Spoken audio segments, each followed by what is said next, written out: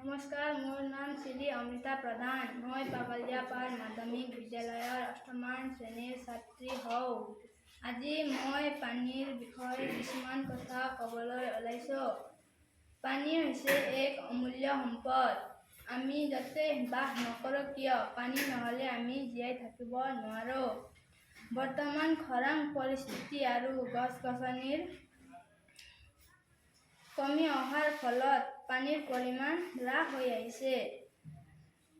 এনে স্থলত আমি পানী সংৰক্ষণ আৰু ব্যৱহাৰ নিয়ন্ত্ৰণ নকৰোঁ তেন্তে এদিন ভয়াৱহ পৰিস্থিতিৰ সন্মুখীন হ'ব লাগিব।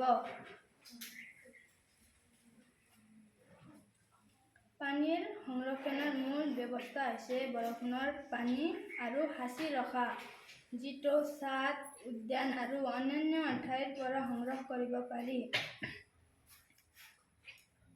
ইয়াৰ উপৰিও পানীৰ অপচয় ৰোধ কৰিবলৈ সঠিক ব্যৱস্থা গ্ৰহণ কৰে, যেনে পানীৰ লিক নিৰ্মূল কৰা, কম পানীৰে কাম কৰা আৰু উপযোগী কৌশল ব্যৱহাৰ কৰা।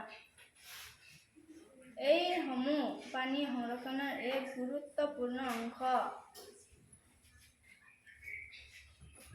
পানী সংৰক্ষণৰ মূল ব্যৱস্থা: বৰষুণৰ পানী সংগ্ৰহ কৰা। বৰষুণৰ পানী ছাদ, উদ্যান বা মুকলি ঠাইত সংগ্ৰহ কৰা। সংগ্ৰহ বা পুনৰ সংগ্ৰহ: সংগৃহীত পানীৰ বাৰিষাৰ পানী সাঁচি থোৱা হয় অথবা ভূগৰ্ভৰ পানীৰ স্তৰ বৃদ্ধি কৰিবলৈ ব্যৱহাৰ কৰা হয়।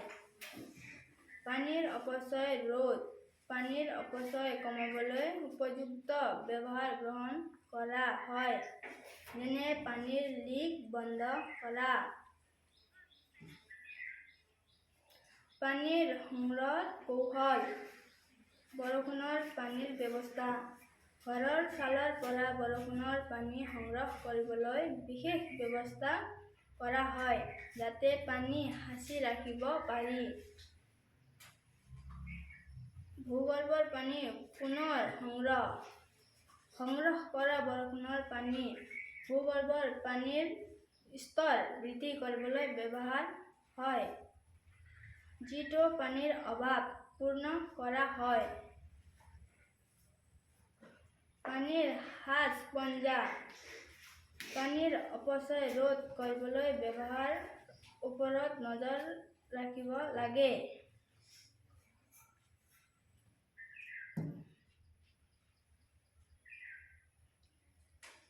পানীৰ সমস্যা দূৰ কৰিবলৈ হ'লে আমি পানী সংৰক্ষণৰ প্ৰতি সচেষ্ট হ'ব লাগে।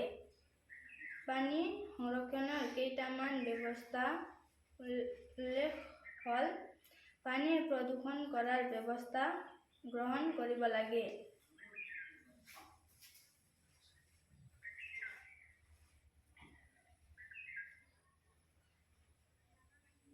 বৰষুণৰ পানী সংগ্ৰহ আৰু